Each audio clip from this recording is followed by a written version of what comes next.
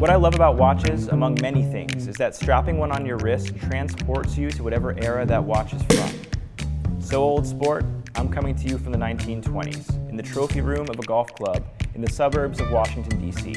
I'm spending time with the Vacheron Constantin History American 1921, a watch born of that era, for this edition of A Week on the Wrist.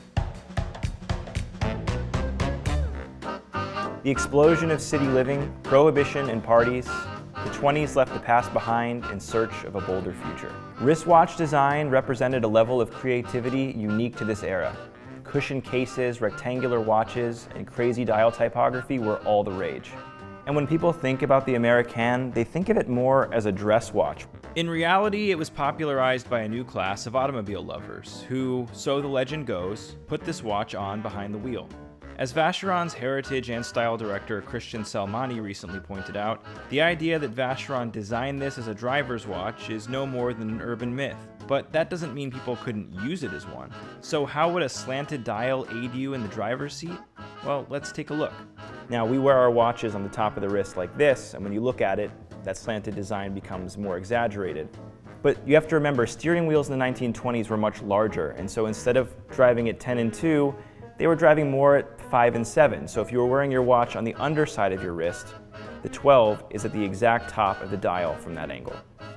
You also have to remember that prohibition was a big part of the 1920s.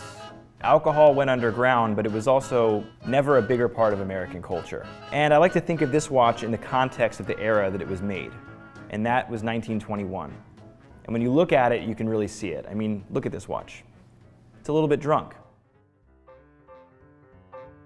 Interestingly, the American 1921 is a celebration of a watch from 1921, which itself was a revision or an improvement of a watch from 1919. The 1921 model, with its cushion case, stylized numerals, and of course tilted dial, was produced in limited quantities for the American market, hence the name.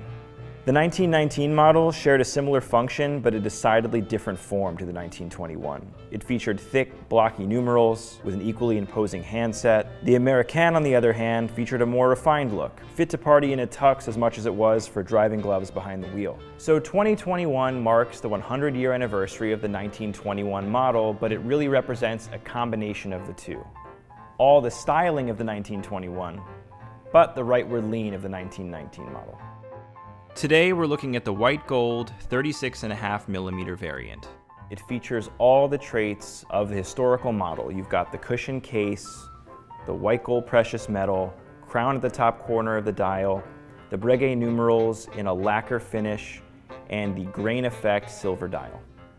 The watch is usually fitted to a dark brown vintage effect strap, exactly like the one you see on the 40mm variant here, but we decided to pair it with the McBride strap from the HODINKEE shop in light gray, and we think it looks pretty great. The white gold case is polished pretty much everywhere, which is fitting for what we would consider to be a dress watch today, despite its toolish historical nature.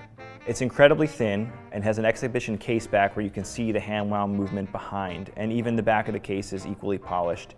It's impressive that with the sapphire case back, you're still able to maintain the relative thinness that the watch does, which again lends itself to sort of dressier application.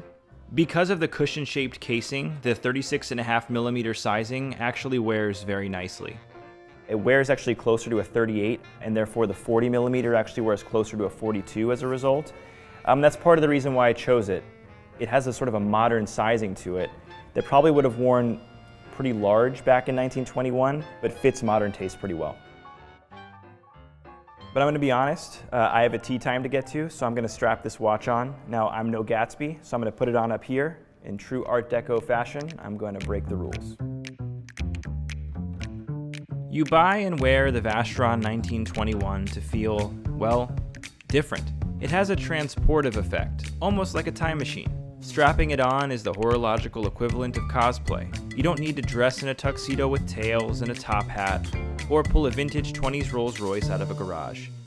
You just have to put this on your wrist and let it do its magic. By today's standards, it's a dress watch. By yesterday's, it's a tool watch. And at 36.5mm in unassuming white gold, it can be a little bit of both.